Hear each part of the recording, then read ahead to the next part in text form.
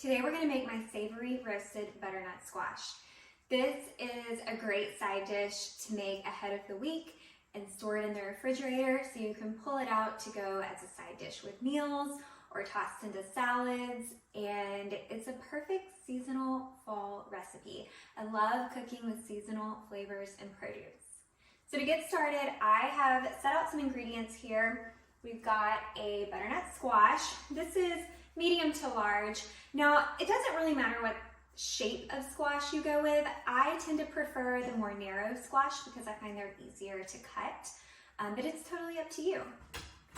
I've also got some avocado oil here, and I've got a mix of savory spices. A lot of times you will find roasted butternut squash to be on the sweeter side. There'll be cinnamon, maple syrup, and those types of flavors. I like the savory, so I've got garlic powder, paprika, dried oregano, salt and pepper, and I added a little dash of cayenne just for a kick. You could also use fresh herbs in this recipe if you wanted. Fresh sage, fresh oregano would be really great in here, but for today, to keep it simple, I'm going with dried. So we're gonna cut our butternut squash to get started. A lot of people tend to struggle with cutting the squash and peeling it. You actually don't need to use a knife to peel your squash. I find you lose a lot of the squash that way, and it's just harder. I like to use a simple vegetable peeler. The skin comes off really, really easily, and I'll show you how to do that. So first, I'm going to cut the stem off. And then we'll just take our vegetable peeler and we'll just start at the top and we'll run down, and we get a really thin piece of peel that way so we're not losing a lot of the squash.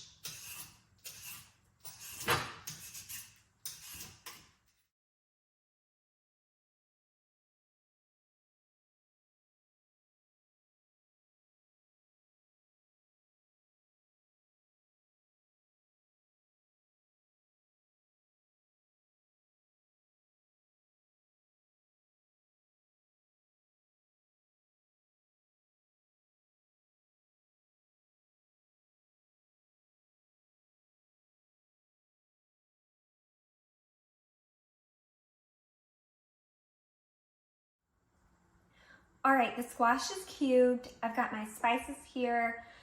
I don't typically measure the spices when I am cooking. I usually sprinkle them on to taste.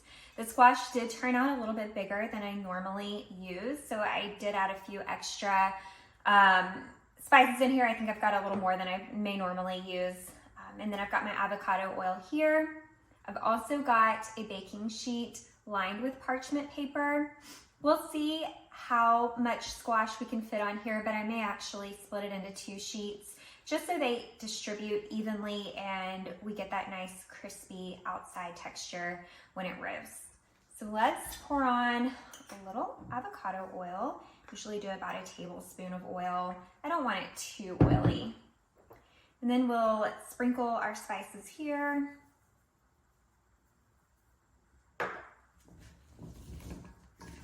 Toss to coat them evenly. If we need to add a little more oil or seasonings, we can.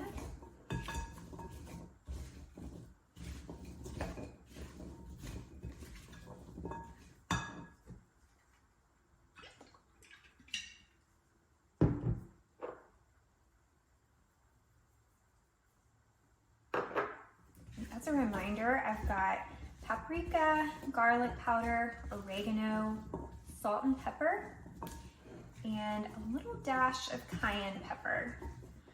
You could also use that fresh sage as we talked about earlier. So this is good. It's evenly coated. It's gonna be a great flavor. It smells wonderful. And we'll start putting some on our baking sheet.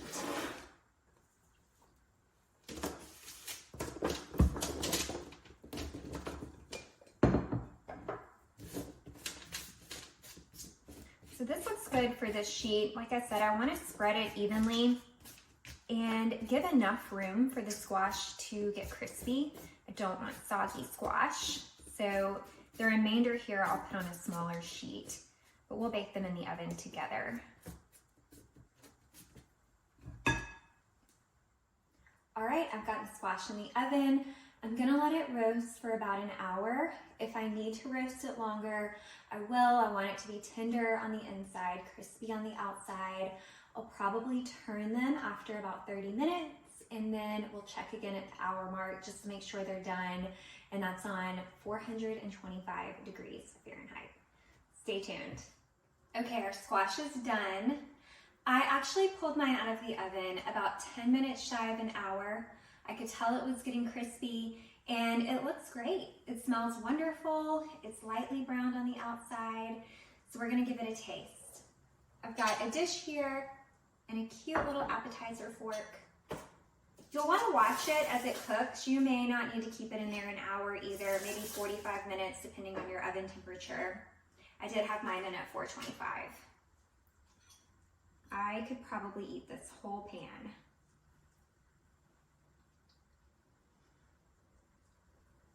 That is really good.